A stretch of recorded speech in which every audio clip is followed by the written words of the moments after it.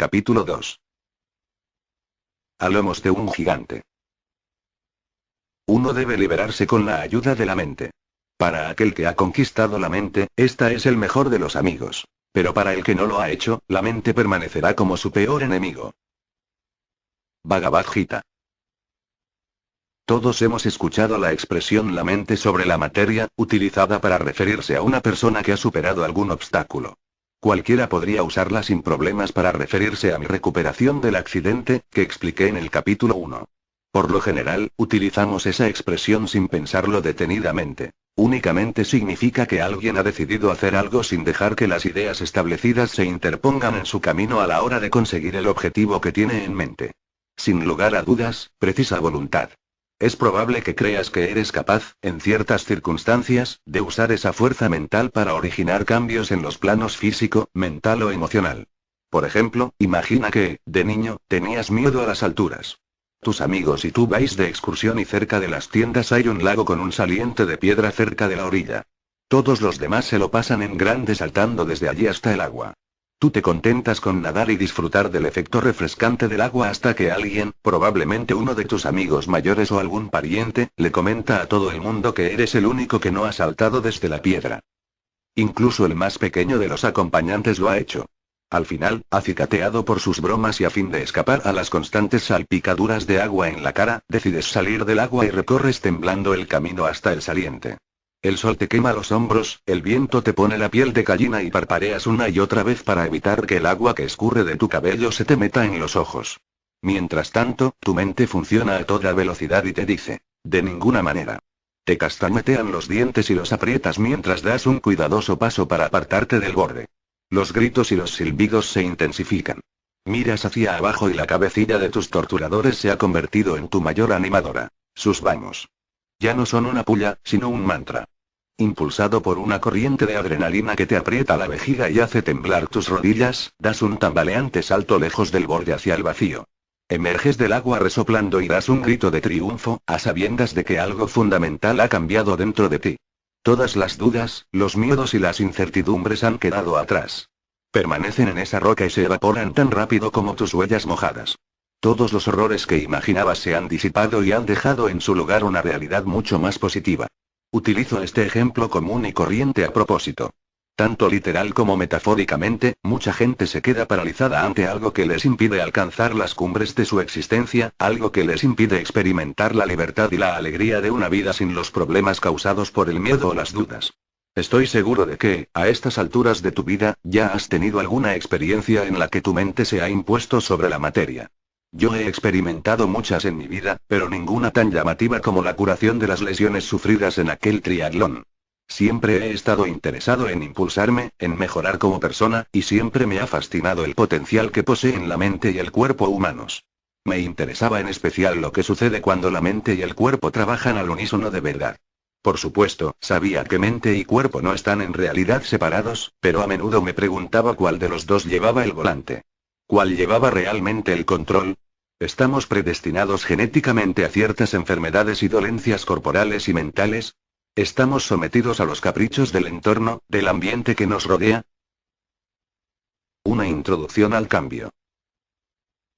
Una vez que comprobé por mí mismo el poder que tienen la mente y el cuerpo cuando actúan juntos, comencé a preguntarme si los demás habían experimentado algo similar. Sabía que muchas personas habían desafiado a la medicina convencional antes que yo y deseaba investigar el concepto de la curación más a fondo. No quería esperar mucho para encontrar individuos adecuados para mi estudio informal del fenómeno. Dean. Un guiño y un sí. La primera vez que vi a Dean sentado en mi sala de espera, él me sonrió y me guiñó un ojo. Tenía 2 tumores en el rostro del tamaño de limones grandes. Uno estaba bajo la barbilla, al lado derecho, y el otro crecía sobre la frente, al lado izquierdo. Durante la exploración, Dean me explicó que tenía leucemia. Le pregunté qué medicación y qué terapias utilizaba para mantener la enfermedad bajo control. Nunca he utilizado nada, respondió. Continué el examen tratando de concentrarme en lo que hacía, pero deseaba preguntarle muchísimas cosas. Yo había superado una lesión, pero aquello era completamente distinto.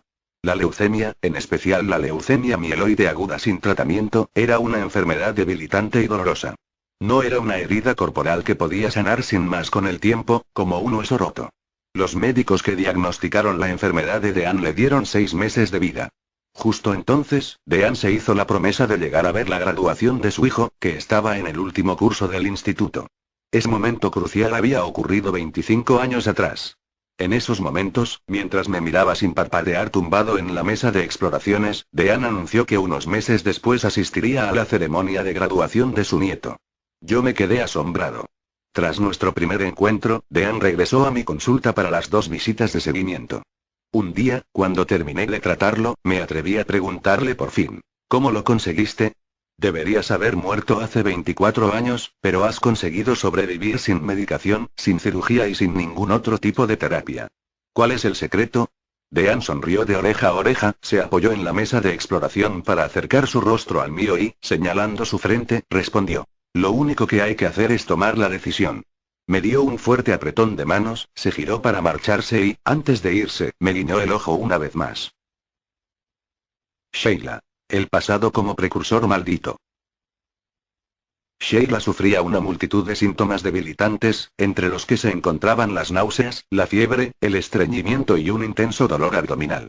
Su médico le había diagnosticado diverticulitis crónica, una dolorosa inflamación infecciosa consistente en la formación de pequeños fondos de saco a lo largo del intestino. Aunque Sheila recibía tratamiento médico, no dejaba de experimentar episodios agudos cada vez más frecuentes. Un día, Sheila oyó hablar de la conexión existente entre las emociones malsanas y las dolencias físicas y se decidió a dar un nuevo rumbo a su vida. Aunque ya había cumplido los 30, Sheila se consideraba una víctima de su infancia. Sus padres se habían divorciado cuando ella era joven. Se había criado junto a su madre, que trabajaba mucho y la dejaba sola gran parte del tiempo. Tras haber crecido sin la mayor parte de las posesiones materiales y las experiencias sociales de las que disfrutaban otros niños, se sentía estafada. Cuando Sheila decidió prestar atención a sus emociones, se vio obligada a admitir que debían ser calificadas como malsanas. Día tras día durante 20 años, había creído y dicho que, a causa de su infancia, nunca podía hacer nada satisfactorio, ni a nivel de trabajo ni a nivel personal. No había dejado de recordarse a sí misma que su vida era un sinsentido, que jamás podría cambiar y que sus padres tenían la culpa de todas las desgracias que le habían ocurrido. En esos momentos, se dio cuenta que la mayor parte del tiempo transcurrido durante esos años, sus pensamientos habían sido una mera repetición de esa letanía de culpa, excusas y quejas. Puesto que la intervención médica no le había proporcionado una cura permanente, Sheila comenzó a reflexionar sobre la posibilidad de que el resentimiento que albergaba contra sus padres estuviera directamente relacionado con su enfermedad. Tomó conciencia de todas las personas y situaciones que le habían permitido creerse y comportarse como una víctima, y reconoció que había utilizado a esas personas y circunstancias para excusar su renuencia a cambiar. De forma gradual, mediante la práctica de la percepción consciente y la fuerza de voluntad, Sheila renunció a su antigua forma de pensar y a los sentimientos relacionados con esos pensamientos repetitivos que la convertían en una víctima. Logró despojarse de la parte de su identidad relacionada con los pensamientos negativos sobre su infancia y perdonó a sus padres. Sheila ya no tuvo ninguna razón para sufrir. Sus síntomas comenzaron a remitir. En poco tiempo, todos los síntomas físicos relacionados con su enfermedad desaparecieron. Sheila había logrado curarse de una enfermedad debilitante. Y, lo más importante, también se había liberado de las cadenas con las que ella misma se había aprisionado.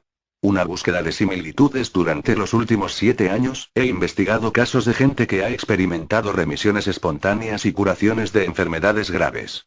La información que he recopilado y las historias que estos individuos relataron durante las entrevistas son sin duda asombrosas. Mostraban cambios clínicos de lo más significativos en sus dolencias, entre las que se cuentan tumores malignos y benignos, enfermedades cardíacas, diabetes, alteraciones respiratorias, hipertensión arterial, colesterol alto, varices, problemas dentales y gingivitis, visión disminuida, dolores musculoesqueléticos y raras alteraciones genéticas para las que la ciencia médica no tiene solución. Estos hombres y mujeres se recuperaron cuando ningún tratamiento convencional o alternativo había tenido éxito con su enfermedad. Cada individuo se había curado por sí solo. Cuando examiné estos casos desde un punto de vista terapéutico, no logré encontrar ningún factor común consistente que pudiera explicar la recuperación. Muchas de las terapias que habían probado habían reducido sus dolencias en cierto grado, pero no las habían hecho desaparecer del todo. Por ejemplo, algunas remitían con radiación o quimioterapia, pero el cáncer persistía o reaparecía en poco tiempo. Otros se habían sometido a una cirugía experimental o rutinaria que aliviaba un poco los síntomas pero que no resolvía el problema. Muchos habían tomado medicamentos durante años para tratar enfermedades como la hipertensión arterial sin experimentar cambios significativos o duraderos. Algunos pacientes tomaron parte en ensayos clínicos con fármacos experimentales que no lograron curarlos. Las vitaminas o los regímenes dietéticos específicos no les devolvieron la salud. Unos cuantos afirmaban que el ayuno había aliviado los síntomas, pero no había logrado una recuperación permanente. Las terapias alternativas también habían fracasado. En ciertos casos, la ayuda psicológica les había ayudado a deshacerse de parte del estrés, pero no había logrado la cura. Muchas de estas personas habían interrumpido las terapias que les estaban impartiendo al ver que no producían efecto alguno. Otras jamás habían buscado ayuda médica o alternativa de ningún tipo. ¿Cómo lograron estas personas enfermas recuperar la salud? Después de analizar la información obtenida de las entrevistas, comencé a sospechar que, desde un punto de vista científico, estas curaciones espontáneas habían sido algo más que un acontecimiento fortuito. Si algo ocurre una vez, lo llamamos incidente. Si ese mismo acontecimiento se repite en una segunda ocasión sin motivo aparente, podemos etiquetarlo como coincidente segundo incidente, o coincidencia, la aparición sorprendente de dos sucesos que parece haber tenido lugar por simple casualidad pero que les da la apariencia de estar causalmente relacionados. Sin embargo, si el mismo tipo de suceso aparece una tercera, cuarta o incluso una quinta vez, debemos descartar la posibilidad de que sea una coincidencia. Debe haber alguna razón consistente que genere esas reapariciones. Con la suposición de que debía de haber una relación causa-efecto, me pregunté, si los efectos de los que estamos hablando son la curación espontánea, ¿qué causó los cambios físicos en todos estos individuos? Comencé a pensar que, puesto que estos individuos no atribuían su recuperación a ningún tratamiento o terapia relacionada directamente con el cuerpo, tal vez algún proceso mental interno hubiera producido la mejoría clínica. ¿Podía la mente ser de verdad tan poderosa? La mayoría de los médicos reconoce que la actitud de un paciente influye en su capacidad para beneficiarse del tratamiento. ¿Sería posible que esas personas se hubieran curado de su enfermedad por el mero hecho de cambiar su mente, su forma de pensar? También estudié si existía una relación verificable científicamente entre lo que había ocurrido en estos casos y la mente humana. Si aplicáramos el método científico para probar casos como estos, descubriríamos que algunos procesos que han tenido lugar en la mente, y, por tanto, en los tejidos cerebrales, son los causantes de estas curaciones. ¿Podríamos repetir esos procesos para obtener el mismo efecto? ¿Podría servirnos de ayuda a estudiar las curaciones espontáneas para descubrir leyes científicas que expliquen la conexión mente-cuerpo? Intrigado por lo que había aprendido en la ARSE, la Escuela Ramtha de Iluminación Espiritual, ver capítulo primero, cuyo credo es el poder de la mente sobre la materia, seguí esta línea de razonamiento como punto de partida en mi empeño por estudiar las remisiones y las curaciones espontáneas y su posible relación con la función de la mente. Estaba predispuesto a creer que estaban relacionados, ya que Ramtha me había enseñado que es muy posible que la mente pueda sanar al cuerpo de cualquier enfermedad. De hecho, mucha de la gente a la que entrevisté a lo largo de los años era estudiante de la ARSE a quien se le había enseñado cómo curar su propio cuerpo. La naturaleza de los milagros. En ocasiones, descubrí que algunas curaciones me resultaban difíciles de creer. No obstante, este tipo de incidencias/coincidencias han ocurrido desde los comienzos de la historia. Cuando un suceso de este tipo ocurría en la antigüedad, por lo general las explicaciones estaban relacionadas con las creencias religiosas. Si examinamos las escrituras cristianas, los textos budistas, las sagradas escrituras islámicas, las tablas egipcias o los pergaminos judíos, descubriremos que muchas de las culturas civilizadas creían en este tipo de curaciones e informaban sobre las recuperaciones espontáneas de la salud. En los siglos pasados, cuando ocurría algo que quedaba fuera de los límites científicos de la época, la gente a menudo se refería a ese suceso como un milagro. Un milagro, de acuerdo con el diccionario Webster's International, es un efecto o suceso extraordinario en el mundo físico que va más allá de todas las fuerzas humanas o naturales conocidas y se atribuye a una causa sobrenatural. Si examinamos los registros históricos, nos damos cuenta de que esos sucesos se describen como milagros cuando tienen lugar fuera de las creencias seculares de cierta cultura y más allá de sus convenciones sociales, científicas o políticas. Imagina que un hombre salta de un avión, abre su paracaídas y aterriza sin problemas en un lugar del campo. Este hecho habría parecido milagroso hace un par de siglos. Al igual que otros sucesos inimaginables de aquella época, habría sido atribuido a la acción o intervención de una fuerza sobrenatural, ya fuera divina o demoníaca. Avancemos hasta el presente. Una mujer desarrolla una enfermedad terminal con un pronóstico de esperanza de vida de 6 meses. Después de esos 6 meses, regresa a la consulta de su médico para hacerse un chequeo. El doctor la examina y realiza una serie de pruebas diagnósticas entre las que se incluyen modernos métodos de exploración mediante imágenes. Para su sorpresa, no existen signos clínicos objetivos de la persistencia de la enfermedad.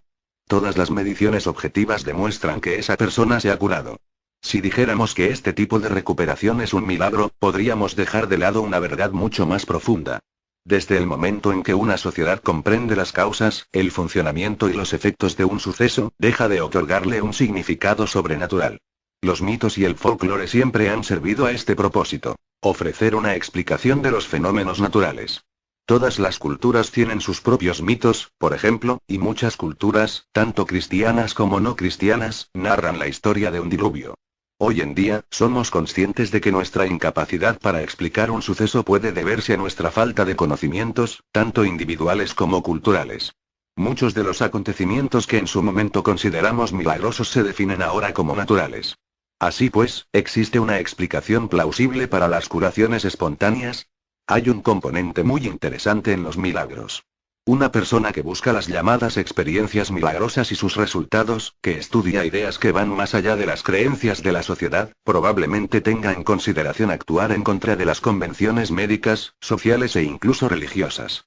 Imagina a un hombre al que le han diagnosticado hipertensión arterial y colesterol elevado en sangre. Su médico alopático, convencional, realiza un pronóstico y un plan de tratamiento, que tal vez incluya medicamentos, restricciones dietéticas, un régimen de ejercicios y una lista de normas con lo que puede y no puede hacer. Si el paciente responde: "Gracias, doctor, pero me encargaré de este asunto yo mismo", el médico probablemente llegue a la conclusión de que el individuo está poniendo en peligro su salud por no aceptar el procedimiento de rutina. Cualquiera que se aferre a la esperanza de un resultado milagroso en su vida tendrá que derribar la fortaleza de las creencias convencionales y arriesgarse a que lo tachen de equivocado, irracional, fanático o incluso loco. Los 4 pilares de la curación. Me resultó evidente, después de años de entrevistas a gente que había experimentado remisiones y curaciones espontáneas, que la mayoría de estos individuos tenía 4 cualidades específicas en común. Habían tenido las mismas coincidencias. Antes de describir las 4 características comunes a estos casos, me gustaría resaltar algunos de los factores no constantes entre las personas que estudié. No todos practicaban la misma religión y muchos de ellos no pertenecían a ningún culto religioso. Muy pocos habían sido párrocos, rabinos, pastores, monjas o cualquier otro tipo de cargo religioso. No todos pertenecían a la cultura New Age. Tan solo algunos afirmaban adorar a algún ser divino o seguir a un líder carismático. Se diferenciaban en edad, sexo, raza, cultura, estudios, profesión y nivel económico. Solamente unos cuantos realizaban ejercicio diario y no todos seguían el mismo régimen alimenticio. Su constitución corporal y su estado físico eran muy diferentes. Tenían distintos hábitos en relación con el alcohol, el tabaco, la televisión y otros medios de comunicación. No todos eran heterosexuales ni sexualmente activos. Mis entrevistas no tenían causas externas en común que pudieran causar cambios cuantificables en su estado de salud. Coincidencia número 1. Una elevada inteligencia innata nos da vida y puede curar el cuerpo. La gente con la que hablé que había experimentado una remisión espontánea creía que una inteligencia o fuerza superior habitaba en su interior. Tanto si lo calificaban de divino, como de espiritual o subconsciente, aceptaban que ese poder interior les daba la vida a cada momento y que sabía mucho más de lo que ellos, como humanos, llegarían a saber jamás. Más aún, cuando llegaban a conectar con dicha inteligencia, ésta se ponía a su servicio. He llegado a darme cuenta de que no hay nada místico en esta mente superior.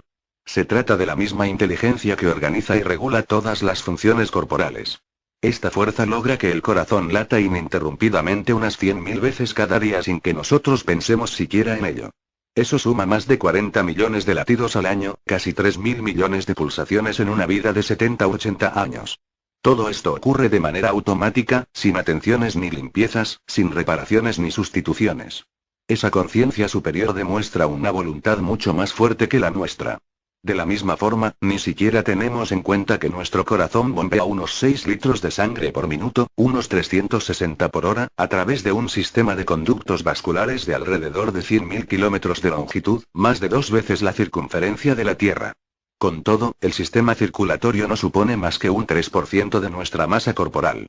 En un periodo de tiempo que oscila entre los 20 y los 60 segundos, cada célula sanguínea recorre un circuito completo a lo largo del cuerpo, y cada hematilla realiza entre 75.000 y 250.000 vueltas a lo largo de su vida.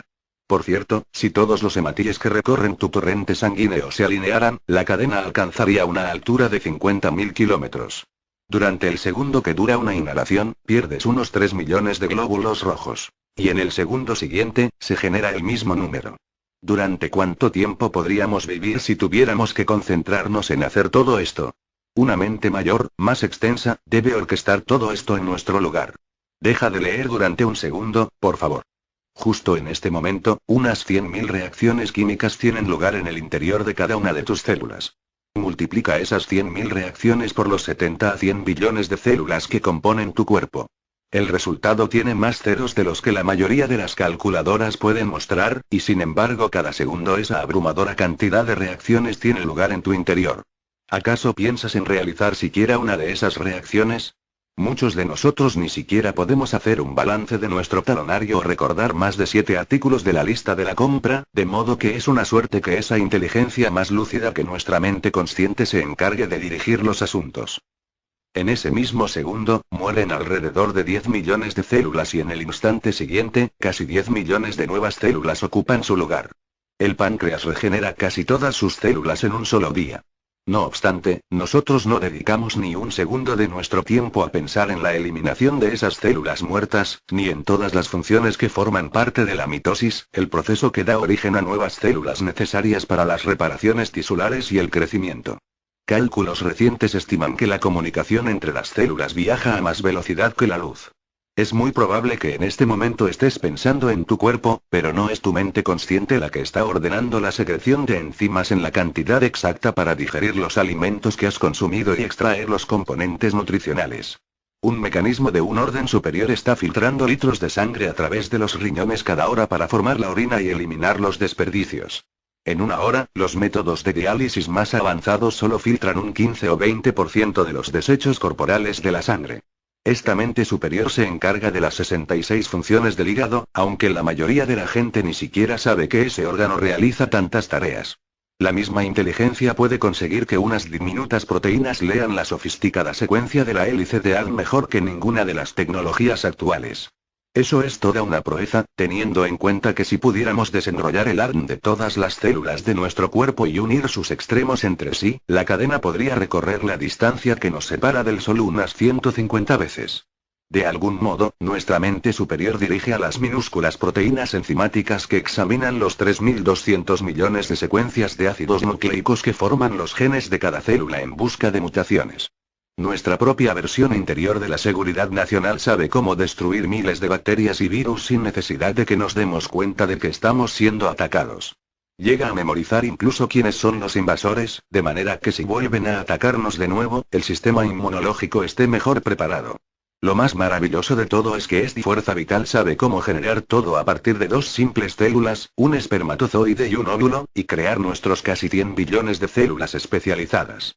Después de darnos la vida, se dedica sin descanso a prolongarla y a regular un increíble número de procesos.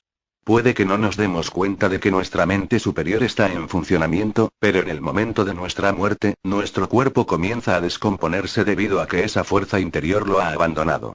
Al igual que la gente a la que entrevisté, yo me vi obligado a reconocer que existe una fuerza inteligente en funcionamiento dentro de nosotros que supera en mucho nuestras habilidades conscientes. Es algo que da vida a nuestro cuerpo en cada momento, y sus actividades, asombrosamente complejas, tienen lugar sin que nos demos cuenta siquiera. Somos seres conscientes, pero por lo general solo prestamos atención a los sucesos que consideramos importantes para nosotros.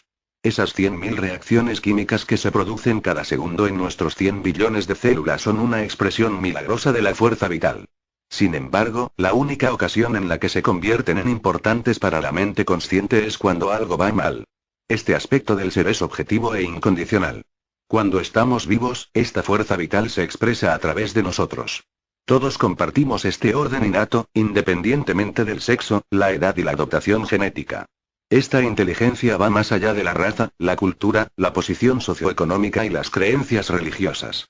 Le otorga a la vida a todo el mundo, tanto si pensamos en ello como si no, tanto si estamos despiertos como si estamos dormidos, tanto si somos felices como si estamos tristes. Esa mente más profunda nos permite creer en lo que queramos, tener aficiones y aversiones, ser permisivos o críticos. Esta creadora de vida le da poder a cualquier cosa que hagamos. Nos confiere el poder de expresarnos en la vida de la forma que elijamos. Esta inteligencia sabe cómo mantener el orden entre las células, los tejidos, los órganos y los sistemas corporales, porque ha sido ella quien ha creado el cuerpo a partir de dos células individuales. Una vez más, el poder que da origen al cuerpo es el poder que lo mantiene y lo sana. Las enfermedades de mis pacientes ponen de manifiesto que, en cierta medida, estas personas han perdido contacto o se han distanciado de este orden superior. Tal vez su propia forma de pensar haya dirigido de alguna manera a esta inteligencia hacia la enfermedad y lejos de la salud. Pero todos llegaron a comprender que si contactaban de nuevo con esa fuerza y utilizaban sus pensamientos para guiarla, ella sabría cómo curar sus cuerpos por ellos. La mente superior sabría cómo encargarse de todo si ellos lograban llegar hasta ella. Las capacidades de esta inteligencia innata, mente subconsciente o naturaleza espiritual van mucho más allá que las de cualquier píldora, terapia o tratamiento, y esta inteligencia solo aguarda nuestro permiso para ponerse en marcha. Cabalgamos a lomos de un gigante y vamos a darle rienda suelta. Coincidencia número 2. Los pensamientos son reales. Los pensamientos afectan directamente al cuerpo. Nuestra forma de pensar afecta tanto a nuestro cuerpo como a nuestra vida. Tal vez hayas oído esta idea alguna vez, expresada de distintas formas, como por ejemplo en la frase la mente sobre la materia. La gente a la que entrevisté no solo compartía esta creencia, sino que también la utilizaba todos los días para realizar cambios conscientes en su mente, en su cuerpo y en su vida personal. Para comprender cómo llegaron a hacer esto, comencé a estudiar el creciente número de investigaciones sobre la relación existente entre los pensamientos y el cuerpo físico.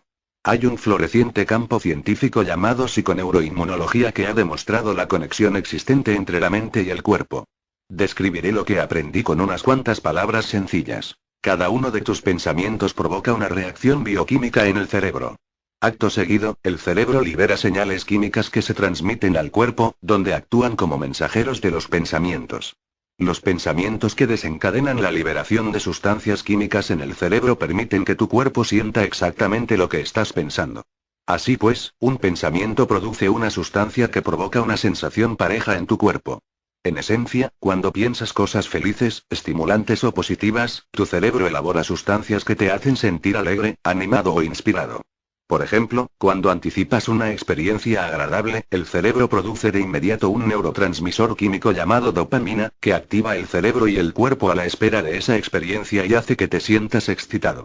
Si tienes pensamientos de odio, de enfado o de autodesprecio, el cerebro produce sustancias químicas llamadas neuropéptidos, que causan sensaciones análogas en el cuerpo, con lo que te sientes lleno de odio, enfadado o despreciable. Como verás, tus pensamientos se transforman de inmediato en materia. Cuando el cuerpo responde a un pensamiento con una sensación, esta desencadena una respuesta en el cerebro.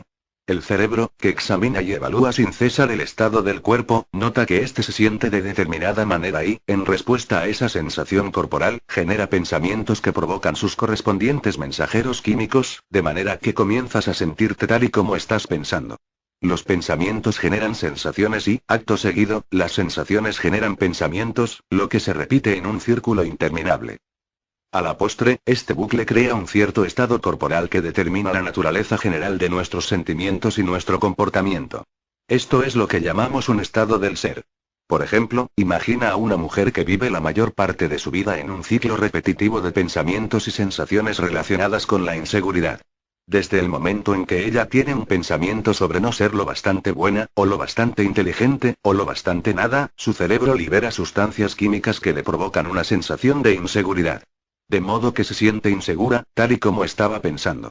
Una vez que se siente de esta manera, comenzará a pensar de la forma en que se siente. En otras palabras, su cuerpo ahora es la causa de su forma de pensar. Estos pensamientos conducen a una mayor sensación de inseguridad, de manera que el ciclo se perpetúa. Si los pensamientos y las sensaciones de esta persona continúan de la misma forma, años tras año, y generan el mismo circuito de retroalimentación entre su cerebro y su cuerpo, la mujer vivirá en un estado del ser denominado inseguridad. Cuantas más veces conjuramos los mismos pensamientos, que producen las mismas sustancias químicas que a su vez provocan en el cuerpo las mismas sensaciones, más modificaremos nuestro físico a través de los pensamientos. De esta manera, según lo que pensemos o sintamos, crearemos nuestro estado de ser. Lo que pensamos y la energía o intensidad de esos pensamientos influyen directamente en nuestra salud, en las elecciones que hacemos y, a la postre, en nuestra calidad de vida. Tras aplicar este razonamiento a su propia vida, muchos de los entrevistados comprendieron que sus pensamientos no solo no ayudaban a mejorar su salud, sino que también podían ser la causa de la infelicidad o las dolencias aparecidas en primer lugar. Muchos habían pasado día tras día durante décadas en un estado de ansiedad, preocupación, tristeza, celos, furia o cualquier otra forma de dolor emocional. En su opinión, pensar y sentir y pensar, de esa manera durante tanto tiempo era lo que había dado lugar a sus enfermedades. Teniendo esto en cuenta, consideraron que a fin de cambiar su estado de salud física debían reencauzar sus actitudes. Los conjuntos de pensamientos agrupados en secuencias habituales. La actitud de cada uno crea un estado del ser que está directamente conectado con el cuerpo. Así pues, una persona que desea mejorar su estado de salud debe cambiar por completo sus patrones de pensamiento, y esta nueva forma de pensar o actitud logrará cambiar al final su estado del ser. Para lograr esto, debe de romper los bucles continuos de pensamientos y sentimientos negativos, y reemplazarlos con otros nuevos y beneficiosos. Por ejemplo, desarrollar una dolencia digestiva tras otra y vivir con un dolor constante en la columna fue lo que llevó a Tom a replantearse su vida. Al reflexionar, se dio cuenta de que había estado suprimiendo los sentimientos de desesperación originados por el estrés de un trabajo que lo hacía sentirse miserable. Se había pasado 2 décadas sintiéndose furioso y frustrado con su jefe, con sus compañeros de trabajo y con su familia. Hay mucha gente que experimenta a menudo los ataques de mal genio de Tom, pero a lo largo de todo ese tiempo, sus pensamientos secretos se habían transformado en una sensación de autocompasión y victimismo. Experimentar repetidamente estos rígidos patrones de pensamiento, de sensaciones, de creencias, de sentimientos, y vivir esas perjudiciales actitudes fue algo que el cuerpo de Tom no pudo digerir. Su curación comenzó, según me dijo Tom, cuando reconoció que su actitud inconsciente era la base de su estado del ser, de la persona en la que se había convertido. La mayoría de los casos de las personas a las que estudié tuvieron resultados parecidos a los de Tom. Para empezar a cambiar su actitud, estos individuos comenzaron por prestar una atención constante a sus pensamientos.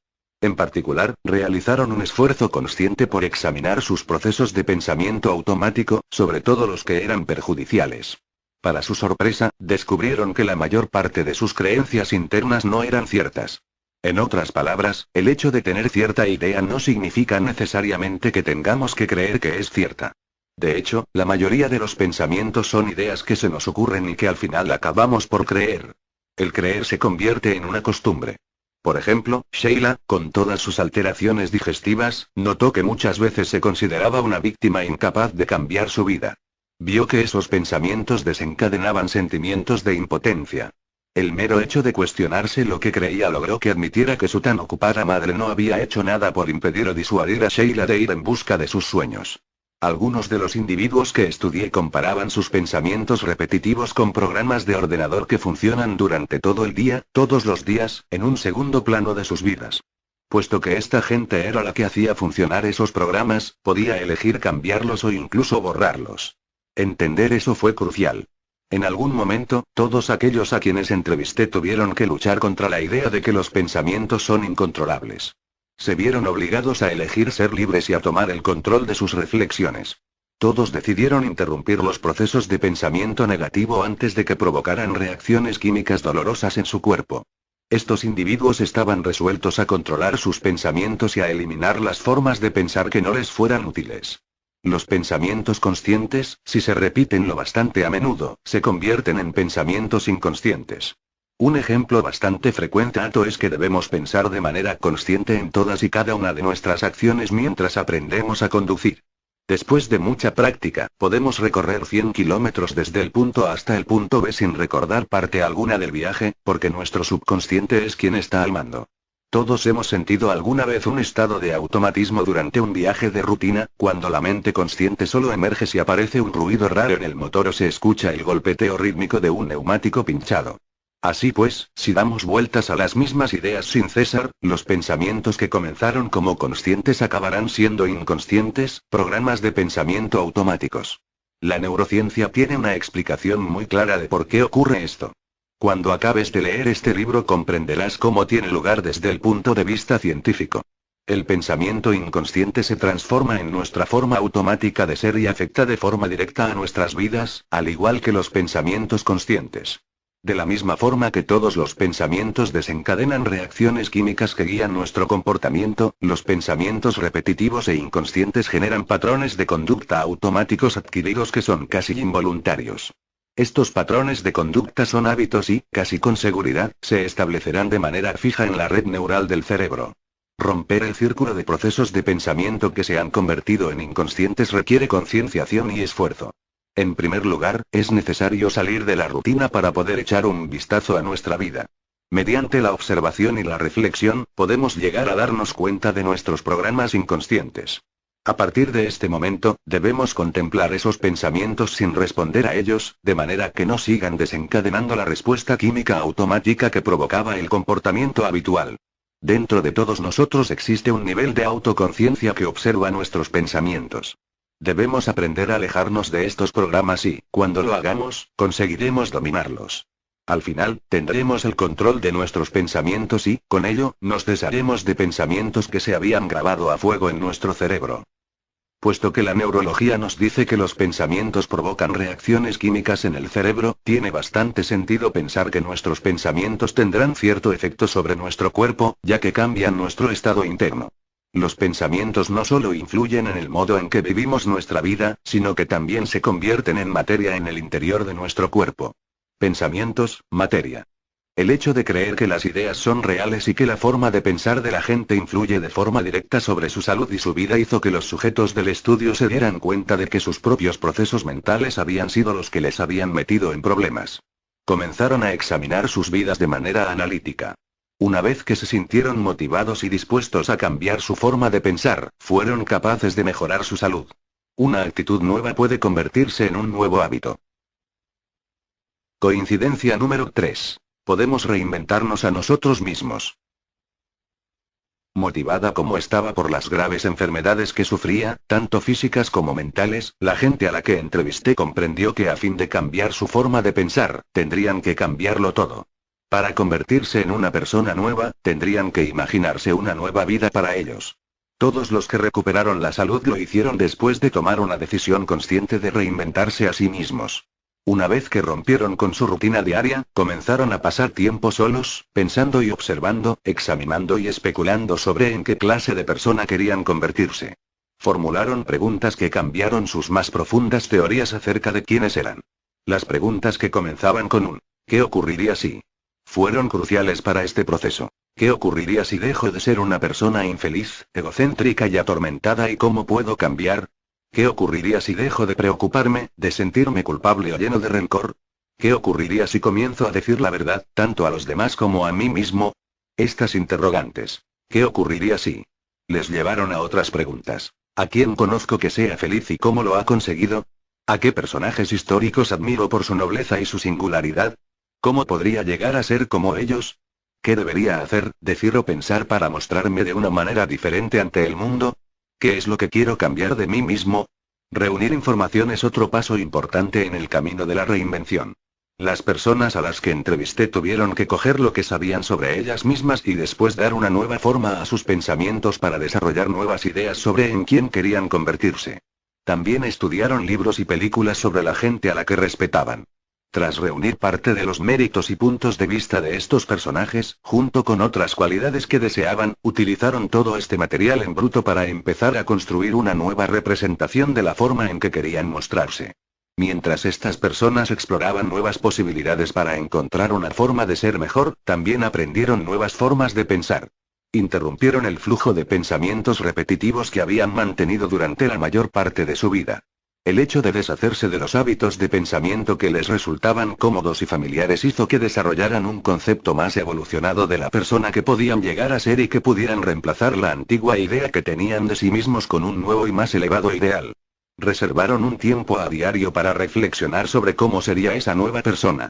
Tal y como se explicó en el capítulo 1, el repaso mental estimula el desarrollo de nuevos circuitos cerebrales y cambia el funcionamiento de la mente y el cerebro. En 1995 se publicó un artículo en el Journal of Neurophysiology, Boletín de Neurofisiología, que demostraba los efectos que el ensayo mental tenía sobre el desarrollo de circuitos neuronales en el cerebro. Los circuitos neuronales son agrupaciones de neuronas, o células nerviosas, que trabajan tanto juntas como de manera independiente en el cerebro. Las redes neurales, como las llamaremos afectuosamente, son el más reciente modelo neurológico que explica cómo aprendemos y cómo recordamos. También sirven para explicar cómo cambia el cerebro con cada nueva experiencia, cómo se forman los diferentes tipos de memoria, cómo se desarrollan las habilidades, cómo se demuestran los comportamientos conscientes e inconscientes e incluso cómo se procesa cualquier forma de información sensorial. Los circuitos neuronales son el descubrimiento neurológico que explica cómo podemos cambiar a nivel celular. En esta investigación en particular, se pidió a 4 grupos de individuos que participarán en un estudio de 5 días que consistía en practicar con el piano a fin de cuantificar los cambios ocurridos en el cerebro. El primer grupo de voluntarios aprendió y memorizó una secuencia específica a una mano y 5 dedos que se practicó físicamente durante 2 horas durante los 5 días. Al segundo grupo de individuos se le pidió que tocaran el piano sin instrucción alguna y sin conocimiento de ninguna secuencia específica. Tocaron al azar durante 2 horas cada uno de los 5 días sin aprender ninguna secuencia de notas. El tercer grupo ni siquiera llegó a tocar el piano, pero a los individuos se les dio la oportunidad de observar lo que se le enseñaba al primer grupo hasta que se lo aprendieron de memoria. Después, repasaban en sus mentes los ejercicios imaginándose a sí mismos tocando durante el mismo tiempo por día que los participantes del primer grupo. El cuarto grupo era el grupo control. No hizo nada en absoluto. No aprendieron ni practicaron nada en este experimento. Ni siquiera tuvieron que dejarse ver. Al final de los 5 días de estudio, los investigadores utilizaron una técnica llamada estimulación magnética transcraneal, además de otros sofisticados dispositivos, para cuantificar los posibles cambios del cerebro. Para su sorpresa, el grupo que solo había repasado mentalmente la actividad mostraba los mismos cambios, que incluían la expansión y desarrollo de los circuitos neuronales de la misma área específica de su cerebro, que los participantes que habían practicado físicamente las secuencias al piano. El segundo grupo, que no había aprendido ninguna secuencia, mostraba muy pocos cambios en su cerebro, ya que no habían practicado los mismos ejercicios una y otra vez cada día. El carácter aleatorio de su actividad nunca estimulaba los mismos circuitos neuronales de manera repetitiva, y por tanto no fortalecía ninguna conexión nerviosa adicional. El grupo control, aquel que ni siquiera hizo acto de presencia, no evidenciaba ningún cambio en absoluto. ¿Cómo es posible que los individuos del tercer grupo mostraran los mismos cambios cerebrales que los del primer grupo sin haber tocado siquiera el teclado? Mediante la focalización mental, el tercer grupo de participantes activó de manera repetida circuitos neuronales específicos en zonas específicas de su cerebro. Como resultado, intensificaron la conexión de las células nerviosas. En neurología, este concepto se denomina aprendizaje hebbiano. La idea es bien sencilla. Las neuronas que se activan juntas, se estructuran juntas. Así pues, cuando las cuadrillas de neuronas se estimulan de forma repetida, se establecen conexiones más fuertes y ricas entre unas y otras. De acuerdo con las exploraciones funcionales del cerebro en este experimento en particular, los sujetos que repasaron mentalmente las secuencias activaron su cerebro del mismo modo que si en realidad estuvieran tocando. La activación repetida de las neuronas moldeó y desarrolló una agrupación neuronal en una zona específica del cerebro que a partir de entonces soporta el patrón de la intención consciente. A fuerza de voluntad, sus pensamientos quedaron acotados y parcelados en el cerebro. Es muy interesante resaltar que los circuitos fortalecidos y desarrollados se encontraban exactamente en la misma área del cerebro que en el grupo que practicaba con el piano. Los participantes desarrollaron y cambiaron su cerebro con solo pensar. Si se realiza el esfuerzo mental apropiado, el cerebro no nota diferencia entre una acción física o mental. La curación de la enfermedad digestiva de Sheila sirve para ilustrar este proceso de reinvención. Sheila ha decidido que no volverá a resucitar los recuerdos de su pasado ni las actitudes asociadas que la definieron como víctima. Tras identificar los procesos de pensamiento habituales de los que quería deshacerse, mantuvo un nivel de conciencia en el que tenía el control suficiente para interrumpir sus pensamientos inconscientes. Así pues, ya no activa los mismos circuitos neuronales a diario.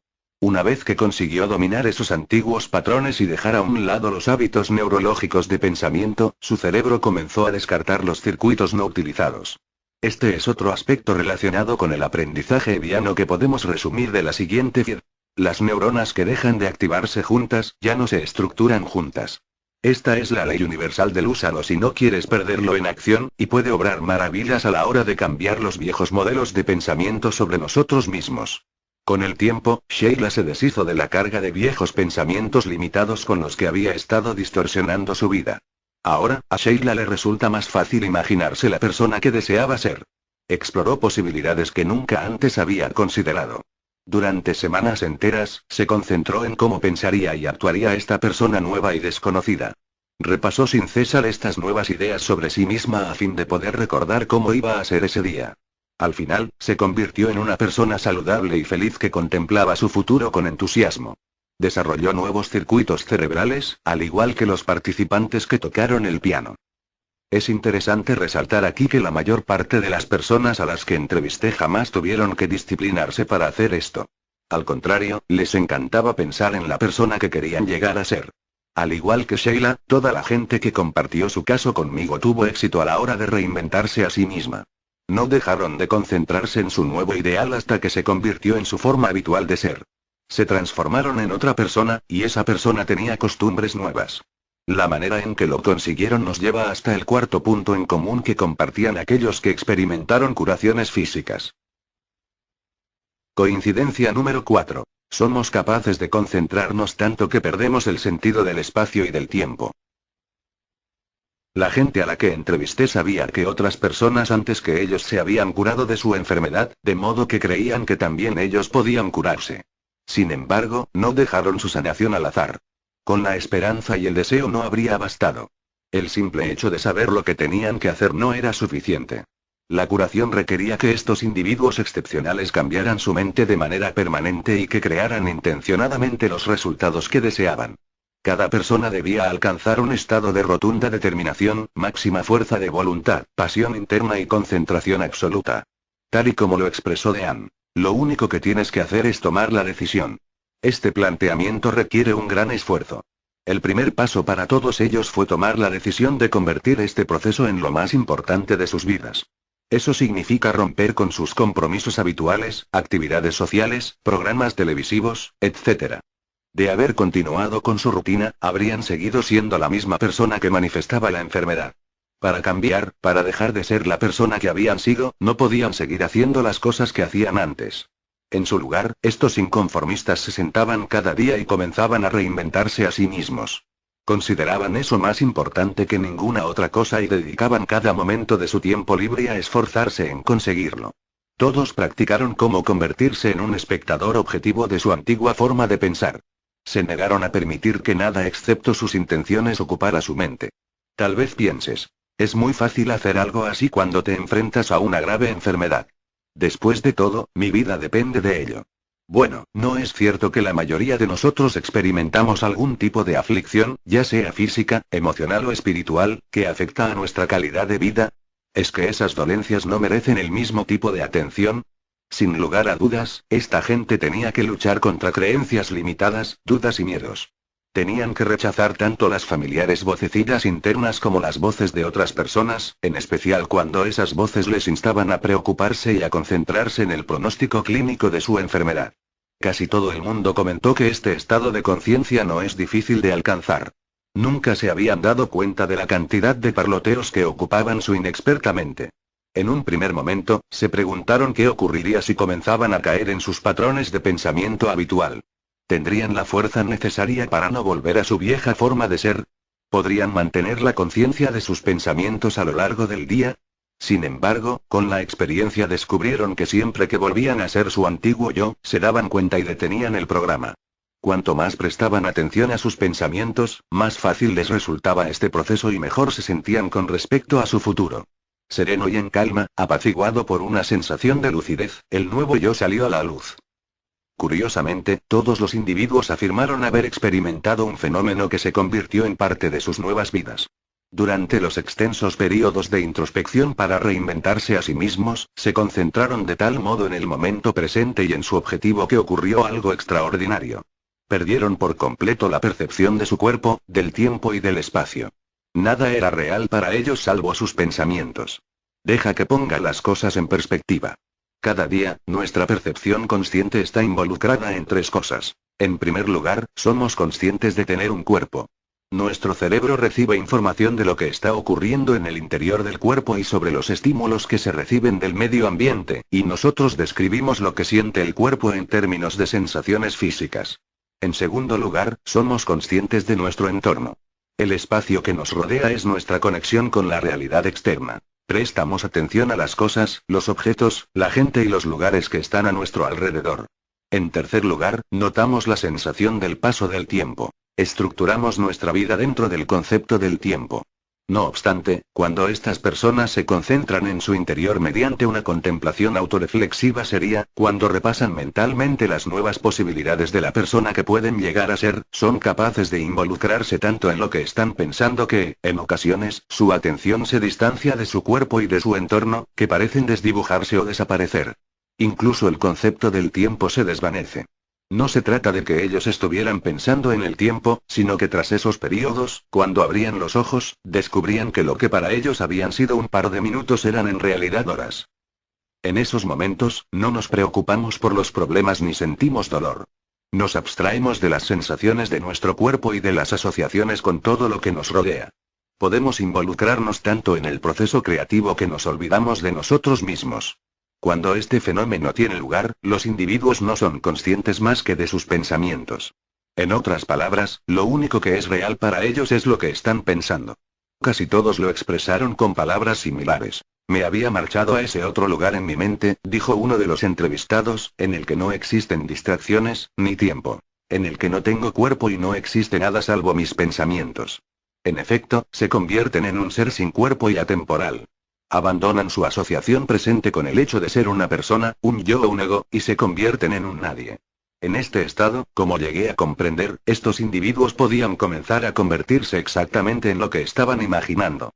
El cerebro humano, a través del lóbulo frontal, posee la habilidad de bajar el volumen o incluso de desconectar los estímulos procedentes del cuerpo y del entorno, así como la percepción del tiempo. Las últimas investigaciones con técnicas de exploración cerebral han demostrado que cuando la gente está concentrada de verdad, los circuitos cerebrales asociados con el tiempo, el espacio y las percepciones de los sentimientos movimientos sensaciones del cuerpo están literalmente desconectados. Como seres humanos, tenemos el privilegio de hacer que nuestros pensamientos sean más reales que ninguna otra cosa, y cuando lo conseguimos, el cerebro graba esas impresiones en los pliegues más profundos de su tejido.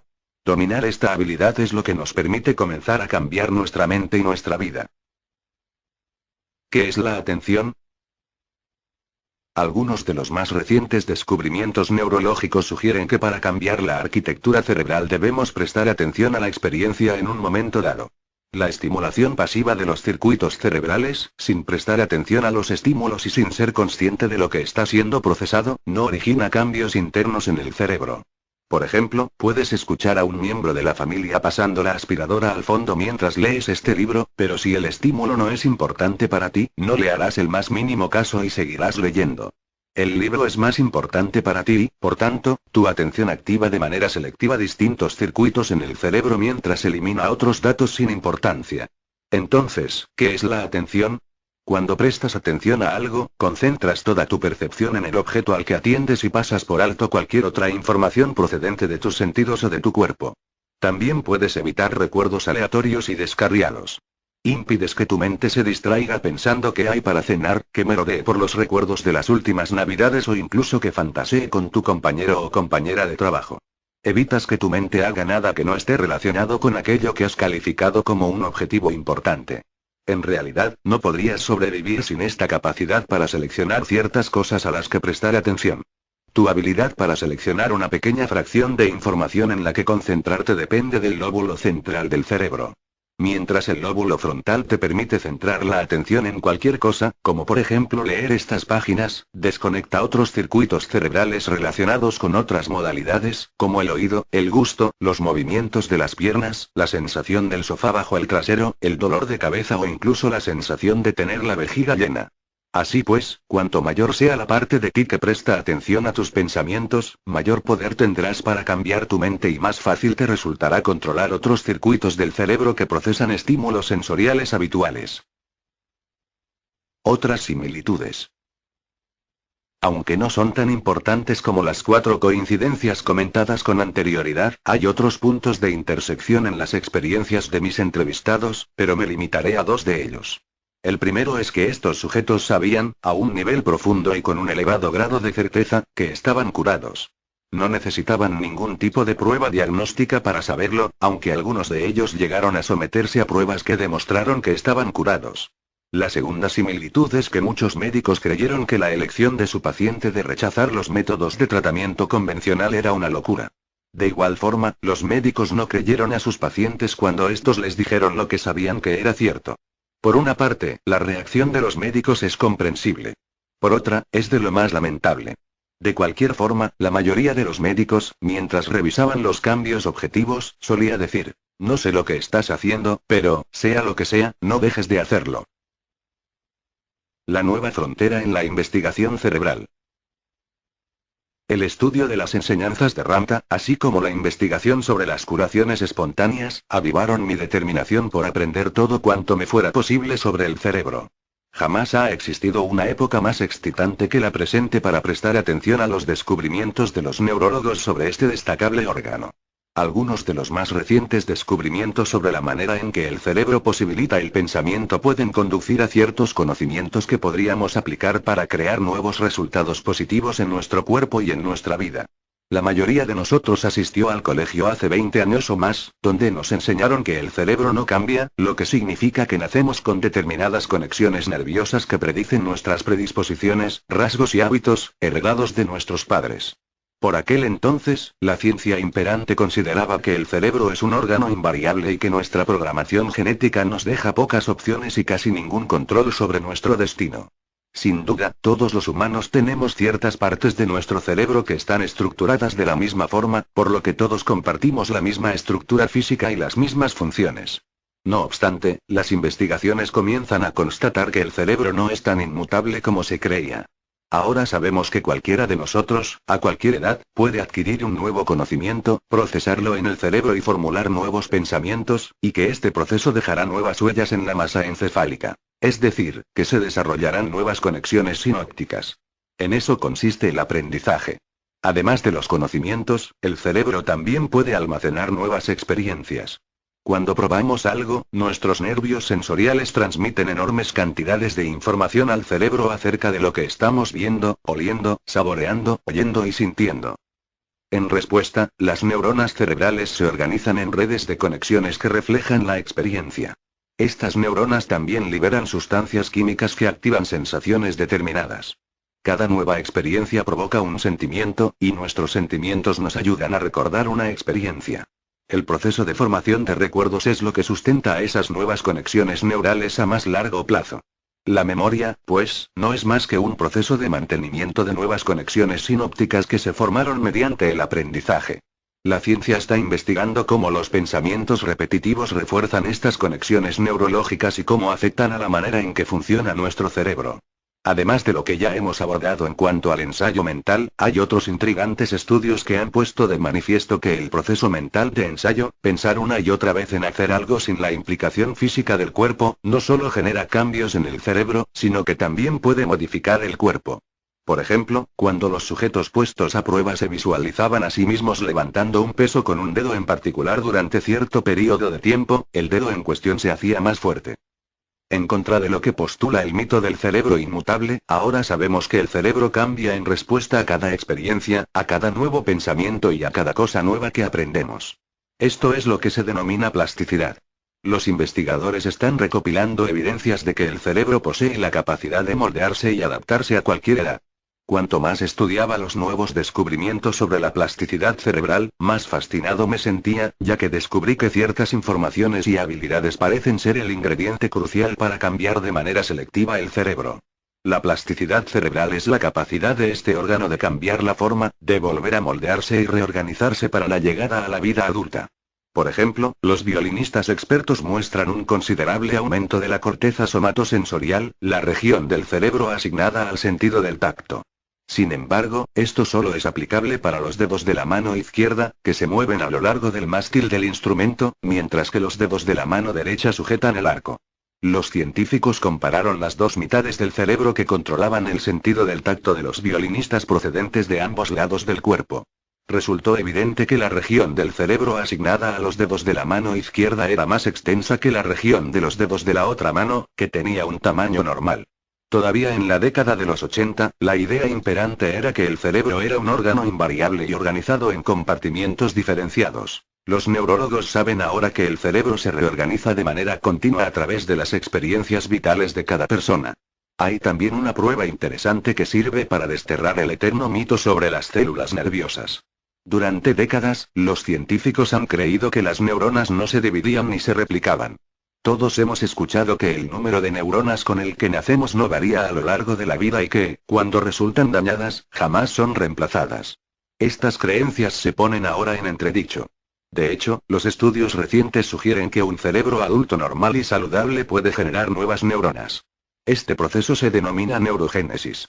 Las investigaciones de los últimos años han demostrado que cuando las células nerviosas maduras de una zona particular del cerebro llamada hipocampo resultan dañadas, son capaces de repararse y regenerarse de manera natural.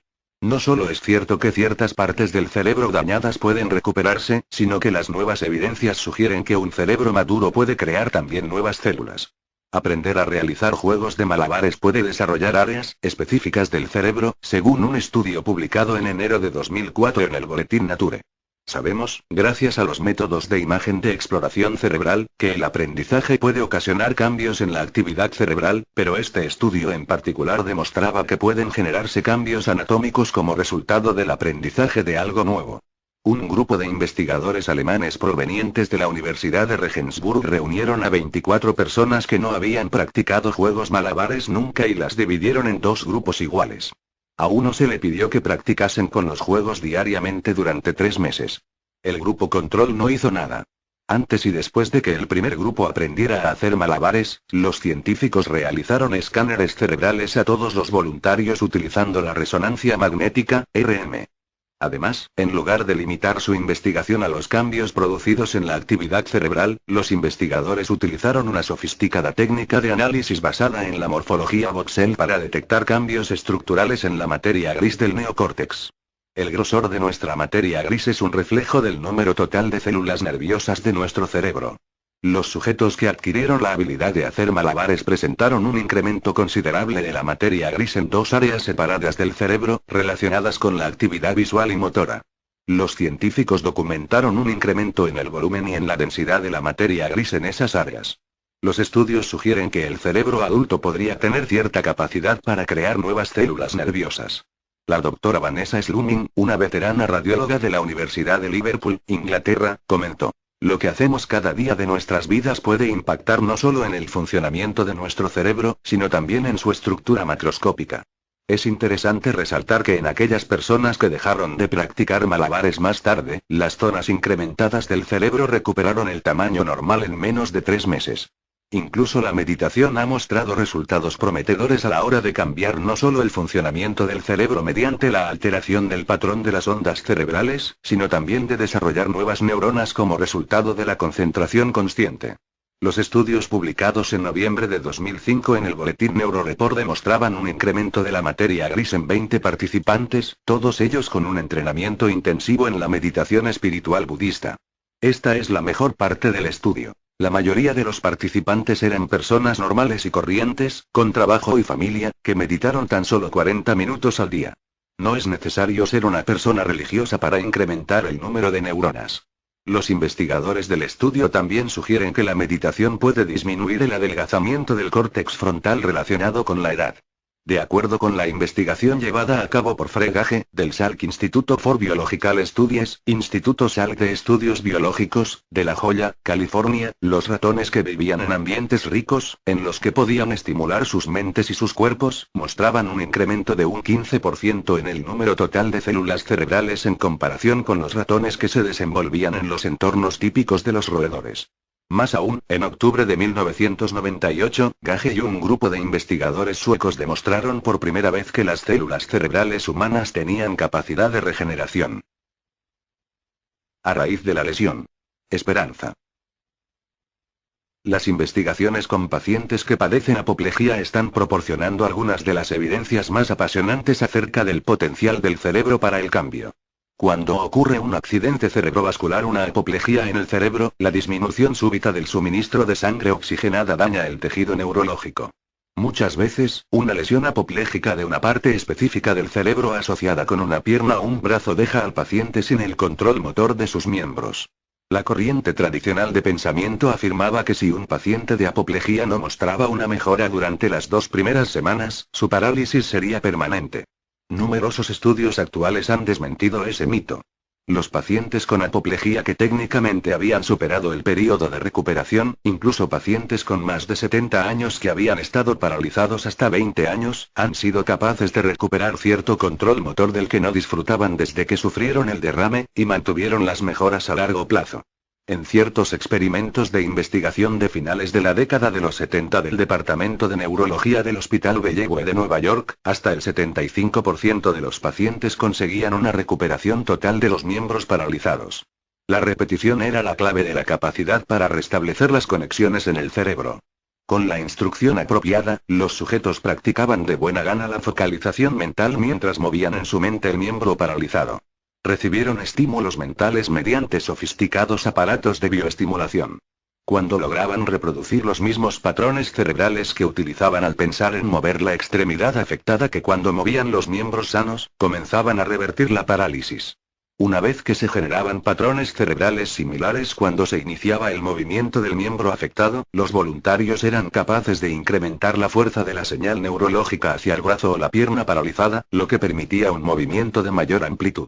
Con independencia de la edad o de la duración de la lesión, su cerebro mostraba una enorme capacidad para aprender nuevas cosas y restablecer un nivel más alto de funcionalidad corporal con el simple hecho de aplicar la fuerza de voluntad. El cerebro. La importancia de la mente y el misterio enrevesado. Los resultados positivos que consiguieron los pacientes de apoplejía tal vez te hagan preguntarte qué podrían llegar a conseguir el aumento de la atención y el entrenamiento diario en los individuos sanos con los conocimientos y la instrucción apropiados. Esta es una de esas situaciones en las que una pregunta lleva a otra, que a su vez conduce a otra, pero comenzaremos con la siguiente. ¿Qué le ocurre a la mente cuando la estructura física del cerebro resulta dañada? Es muy probable que hayas oído hablar de personas identificadas como eruditas, que sufren una lesión cerebral pero aún así son capaces de realizar proezas asombrosas. En realidad, la pregunta que deberíamos formular es, ¿qué es la mente y qué relación guarda con el cerebro? Como el órgano con el mayor número de neuronas agrupadas, el cerebro posibilita la creación de pensamientos, tanto conscientes como inconscientes, y toma parte en el control y la coordinación de las funciones físicas y mentales. Sin el cerebro, ningún sistema corporal puede funcionar. Sir Julian Oxley, un biólogo británico de principios del siglo XX y autor de muchos escritos relacionados con la evolución, debió de prever la pregunta: ¿es el cerebro una explicación lo bastante buena para describir la mente? Su respuesta es de suma importancia en la historia de la biología. El cerebro por sí solo no es el responsable de la mente, dijo, aunque es un órgano necesario para su manifestación. De hecho, un cerebro aislado es un despropósito biológico tan carente de significado como un individuo aislado. Sabía que debía haber otro componente en la mente. Desde la época en la que no era más que un novato en la facultad de quiropráctica, siempre me resultó fascinante estudiar la mente. Mi mayor recelo cuando era estudiante era que ciertos campos de la psicología pretendían utilizar la mente para conocer y observar la propia mente. Esto me preocupaba en cierta medida, ya que parecía una especulación estudiar la mente sin estudiar el órgano que la produce. Es como mirar cómo marcha un coche sin mirar jamás bajo el capó para ver qué es lo que hace que se mueva. Estudiar el comportamiento es esencial para nuestras observaciones, pero a menudo me preguntaba, si de verdad lográbamos llegar a observar un cerebro vivo en funcionamiento, ¿qué podríamos averiguar acerca de lo que ocurría realmente con la mente? Después de todo, el cerebro de una persona fallecida no puede decirnos mucho. Estudiar la anatomía de un cerebro sin vida para reunir información sobre cómo funciona es como tratar de descubrir cómo funciona un ordenador sin encenderlo. La única manera de comprender la mente es estudiar el funcionamiento del cerebro humano con vida. Ahora que disponemos de la tecnología necesaria para observar un cerebro humano vivo, sabemos por las exploraciones funcionales que la mente es el cerebro en acción. Esta es la última definición de la mente en neurología. Cuando un cerebro está vivo y activo, puede procesar pensamientos, demostrar inteligencia, aprender información nueva, mejorar habilidades, evocar recuerdos, expresar sentimientos, refinar movimientos, inventar nuevas ideas y mantener en orden el funcionamiento corporal. El cerebro vivo también puede generar comportamientos, sueños, percibir la realidad, discutir creencias, motivarse y, lo más importante, disfrutar de la vida. Para que la mente exista, entonces, el cerebro debe estar vivo. El cerebro no es, por tanto, la mente. Es el aparato físico mediante el que se crea la mente. Un cerebro sano y en funcionamiento genera una mente sana. El cerebro es una biocomputadora con 3 estructuras anatómicas individuales que generan 3 aspectos diferentes de la mente.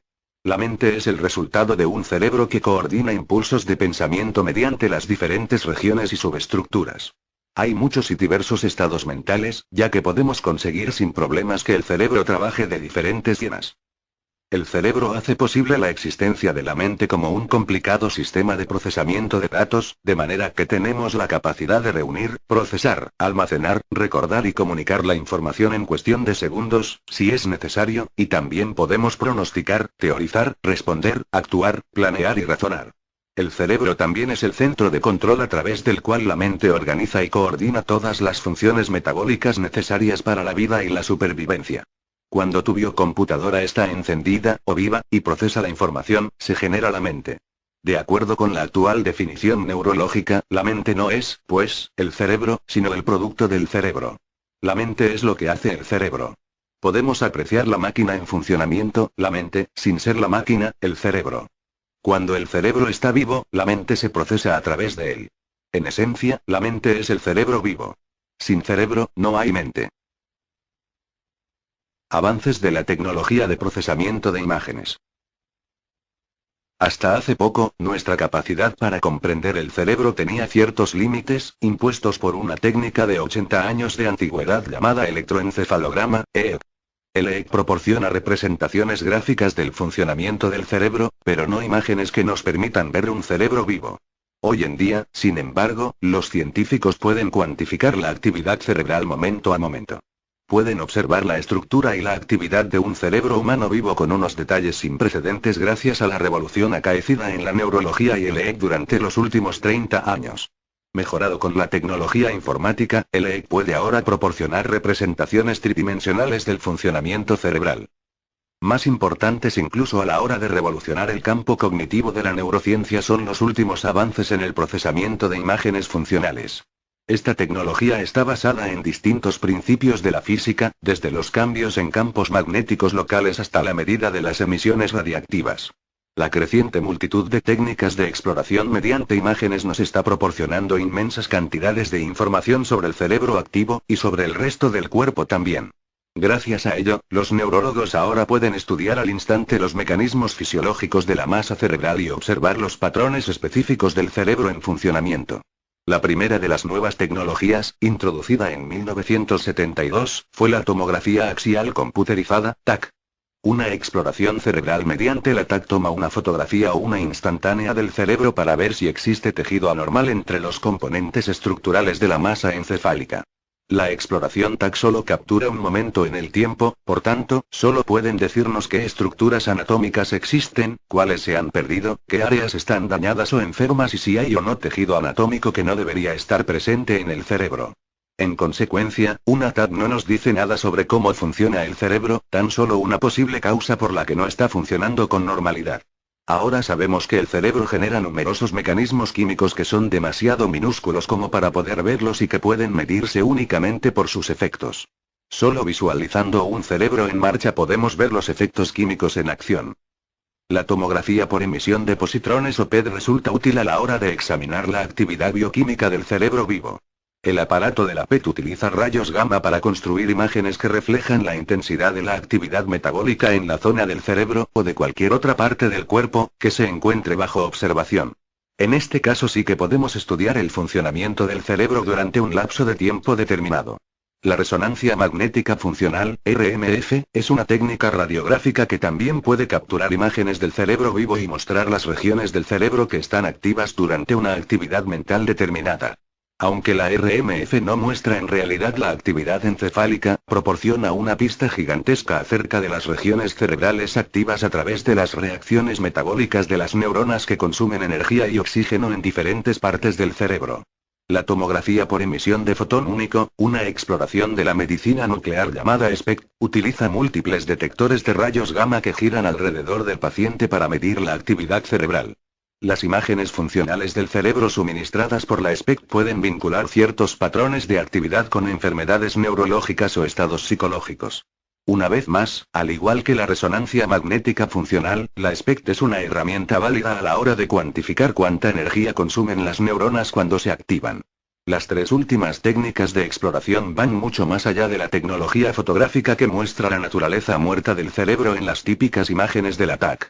En cambio, las exploraciones funcionales son como una película cinematográfica que muestra la actividad cerebral al completo del encéfalo durante un periodo de tiempo. Esto tiene muchas ventajas, ya que un cerebro activo mostrará muchas más cosas sobre la actividad normal y anormal de la mente. Las exploraciones funcionales del cerebro nos permiten examinar y observar el cerebro en funcionamiento. Utilizando estas técnicas podemos estudiar la mente con mucha más precisión que nunca antes en la historia de la neurología. Los investigadores han podido detectar patrones repetidos en las exploraciones cerebrales en individuos con lesiones o enfermedades similares, lo que ayuda a los médicos a la hora de realizar el diagnóstico y administrar el tratamiento. Una reflexión sobre la mente. Echemos un vistazo a una reciente investigación sobre la relación existente entre el cerebro y la mente. En el Congreso de la Academia Nacional de las Ciencias que tuvo lugar en noviembre de 2004 apareció un artículo que confirmaba que el entrenamiento mental a través de la meditación y la focalización puede cambiar el funcionamiento del cerebro. En pocas palabras, el artículo demostraba que es muy posible cambiar la forma en que funciona el cerebro y, por tanto, cambiar la mente. En el estudio, se les pidió a unos monjes budistas con una experiencia considerable en el arte de la meditación que se concentraran en un estado mental específico como la compasión y el amor incondicional.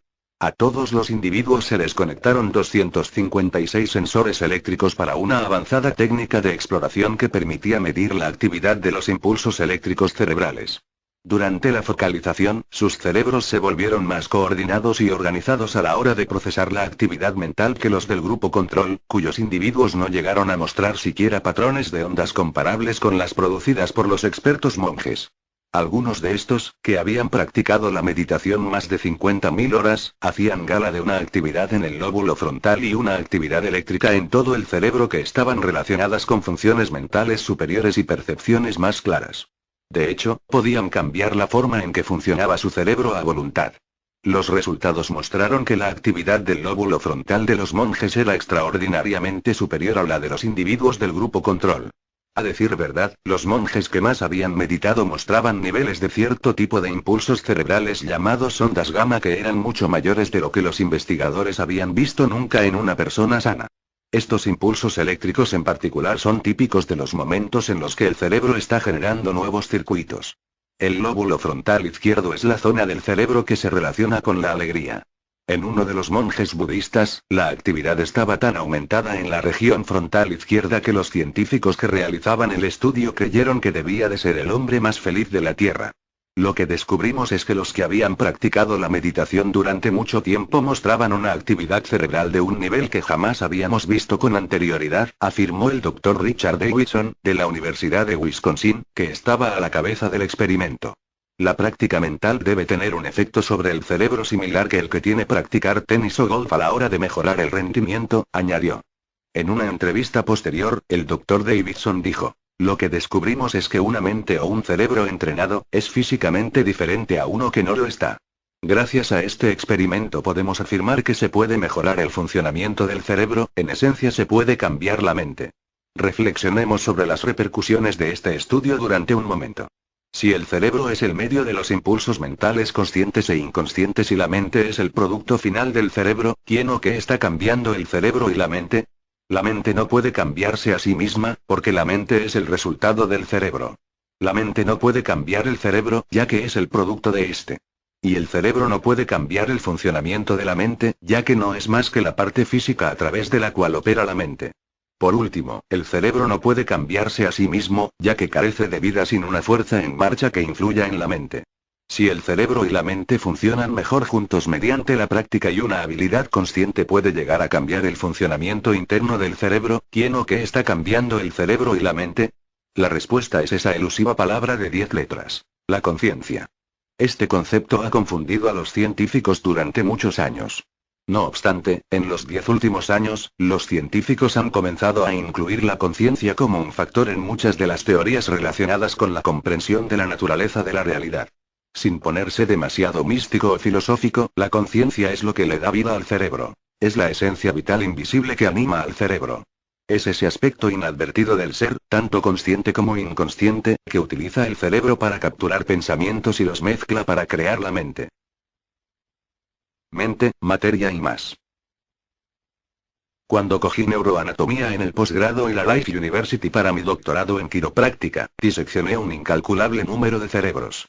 Me di cuenta enseguida de que sin vida, el cerebro no es más que un trozo de materia, un órgano que no puede pensar, ni sentir, ni actuar, ni crear, ni cambiar.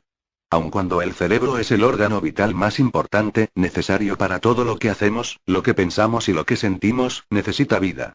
Es el órgano de la inteligencia, pero no es más que un órgano. En otras palabras, el cerebro no puede cambiarse a sí mismo sin un gobernante. El cerebro es el órgano del sistema nervioso central que tiene un mayor número de células nerviosas o neuronas agrupadas juntas. Cuando existe una gran cantidad de neuronas, aparece la inteligencia. Las neuronas son extremadamente pequeñas. Cabrían entre 30 y 50.000 en la punta de un alfiler. En una región del cerebro denominada neocórtex, la morada de nuestra percepción consciente, cada célula nerviosa tiene la posibilidad de conectarse con otras 40 o 50.000. En otra zona conocida como cerebelo, cada neurona puede unirse con otro millón de células. Para ver estos dos tipos de neuronas, fíjate en la figura 2.1. A decir verdad, el cerebro está compuesto por unos 100.000 millones de neuronas que están conectadas en una miríada de patrones tridimensionales. Como ya hemos visto, las diversas combinaciones de esos miles de millones de neuronas que se unen entre sí y se activan en secuencias únicas conforman lo que los científicos denominan circuitos neuronales. Cuando aprendemos algo o lo experimentamos, las células nerviosas se agrupan y establecen nuevas conexiones que nos cambian literalmente. Puesto que el cerebro humano soporta tantas posibles conexiones, y puesto que las neuronas pueden comunicarse directamente unas con otras, el cerebro es capaz de procesar los pensamientos, aprender nuevas cosas, recordar experiencias, mostrar comportamientos y especular con posibilidades, por mencionar unas cuantas. Es la unidad de procesamiento central del cuerpo. Así pues, el cerebro es el instrumento que utilizamos físicamente para desarrollar de manera consciente nuestros conocimientos sobre la vida y que, de manera inconsciente, mantiene la propia vida. Piensa en la conciencia como algo que habita y ocupa esta biocomputadora llamada cerebro. Es como la corriente eléctrica que hace funcionar un ordenador y todos sus programas. El cerebro tiene los sistemas de hardware y de software que la conciencia actualiza y utiliza rutinariamente. La conciencia nos permite pensar y, al mismo tiempo, observar el proceso de pensamiento. Es típico que imaginemos la conciencia como la percepción de nosotros mismos y la del mundo que nos rodea. No obstante, existe otro tipo de inteligencia en nuestro interior, una que nos da la vida a cada segundo sin necesidad de nuestra ayuda. Los doctores en quiropráctica la denominan inteligencia innata, y reside por igual en todas las cosas. De hecho, el estado filosófico que esta inteligencia posibilita a través del cerebro físico no es más que una expresión de la inteligencia universal en el interior de un cuerpo. Por tanto, según lo que aprendí como quiropráctico y como estudiante del ARSE, parece haber dos elementos en nuestra conciencia. Uno de esos elementos, que llamaremos conciencia subjetiva, nos otorga el libre albedrío y nos permite expresarnos como un ser pensante, con rasgos y características. La parte de nosotros individual y subjetiva es este elemento de la conciencia que abarca nuestras características únicas, entre las que se incluyen la capacidad para aprender, recordar, crear, soñar, elegir e incluso no elegir. Es el yo, el ego. La conciencia subjetiva puede existir tanto en el cuerpo como fuera del cuerpo.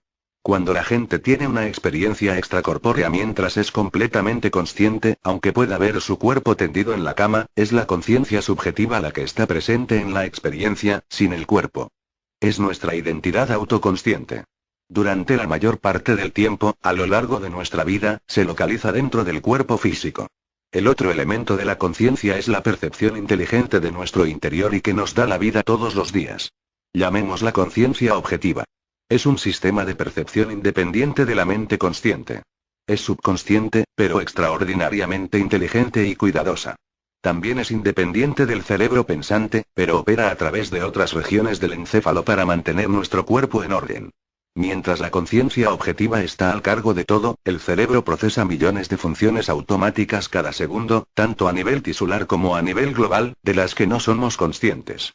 Estas funciones son aspectos de nuestra vida y de nuestra salud que damos por garantizados todos los días, los sistemas que controlan nuestro corazón, la digestión de alimentos, la limpieza de la sangre, la regeneración celular e incluso la organización del alma. Solo una conciencia elevada e ilimitada podría responsabilizarse de todas estas funciones. La conciencia objetiva sabe muchas más cosas que nuestro yo personal, aunque creamos que lo sabemos todo. Es un aspecto universal y fundamental de todos y cada uno de los seres humanos, independientemente de su edad, sexo, educación, religión, posición social o cultura. Pocos se dignan a reconocer su poder, su voluntad y su inteligencia. De hecho, este aspecto de la conciencia es lo que le da vida a todas las cosas. Es una inteligencia real, con una energía o fuerza cuantificable que es innata a todas las cosas. Es objetiva y constante. Se le ha llamado campo de punto cero, fuente e inteligencia universal. Es la fuente que convierte el campo cuántico en toda forma física. Es la fuerza vital, literalmente. La física cuántica apenas ha comenzado a tomar las dimensiones de este campo de posibilidades. Como seres humanos, poseemos ambos aspectos de la conciencia. Poseemos una percepción consciente mediante la conciencia subjetiva y existimos gracias a que estamos conectados a esa fuerza vital que es la conciencia objetiva. Tenemos libertad para elegir la calidad de vida que deseamos y, al mismo tiempo, una inteligencia superior nos proporciona y nos permite disfrutar de la vida a cada segundo. A decir verdad, la ciencia comprende ahora que todo lo físico, entre lo que nos incluimos tú y yo, no es más que la punta de un inmenso iceberg. La cuestión es, ¿qué es ese campo que lo engloba todo y cómo podemos ponernos en contacto con él? El cerebro posee el equipamiento necesario, por llamarlo de alguna manera, para posibilitar ambos tipos de conciencia. El cerebro sin conciencia es un órgano inerte y sin vida. Cuando la conciencia emerge a través de un cerebro humano, tal y como dicen las enseñanzas del Arse, el resultado final es lo que llamamos mente. La mente es un cerebro en funcionamiento, en acción. La mente aparece cuando un cerebro operativo está lleno de vida. No existe la mente sin la expresión física de la vida a través de un cerebro activo. La mente, pues, es el producto de la conciencia que manipula los diversos y sutiles tejidos neurales del cerebro. Puesto que ambos niveles específicos de conciencia dan vida al cerebro para crear la mente, debemos tener dos dispositivos activados en el cerebro en funcionamiento. Tenemos una mente consciente y otra subconsciente en dos sistemas cerebrales distintos. En consecuencia, el cerebro tiene dos sistemas diferentes y generalizados con el hardware apropiado para posibilitar la existencia de los dos tipos de conciencia. Nuestra percepción consciente está fundamentada en el neocórtex. La corona de nuestro cerebro, el neocórtex, es el asiento del libre albedrío. Este es el centro del pensamiento consciente del encéfalo, donde se almacena todo lo que un individuo aprende y experimenta y donde se procesa la información. La disposición de la conexión celular en el neocórtex es lo que te diferencia de los demás individuos y te hace único. Si observas la figura 2.2, verás el neocórtex. Posees la capacidad de ser consciente de ti mismo, de tus acciones, de tus pensamientos, de tu comportamiento, de tus sentimientos, de tu entorno, de tu mente y de expresar tus pensamientos e ideas. Las cualidades invisibles de la autorreflexión, la autocontemplación y la autoobservación definen la experiencia subjetiva del ser. Cuando decimos que una persona ha perdido o ha recuperado la conciencia, nos referimos a que ha abandonado o regresado a un nivel del ser autoconsciente, despierto y en posesión de un recuerdo conceptual de sí mismo. Todo esto es controlado por el neocórtex, el nuevo cerebro. Hablemos un poco más sobre los aspectos consciente e inconsciente de la mente. La mente consciente nos da la capacidad de procesar pensamiento e información conscientes. Esta mente es autoinformada, autoconceptual, autocomprensiva y autoperceptiva. Es a lo que nos referimos como el yo. Mediante su libre albedrío, la parte consciente de nosotros mismos puede centrar la atención en cualquier cosa. Este es el privilegio que posee el ser humano. En la ciencia quiropráctica y en la filosofía, a esto se le llama mente educada, y se asienta en la región más nueva de nuestro cerebro, el neocórtex. Las regiones del cerebro que funcionan bajo el control subconsciente son el mesencéfalo, el cerebelo y el tronco del encéfalo o tallo cerebral. En su mayoría, estas regiones no tienen centros conscientes. No obstante, operan al mando de la inteligencia superior a la que ya he hecho referencia, que no solo mantiene el cuerpo en orden, sino que también se encarga de una infinidad de tareas.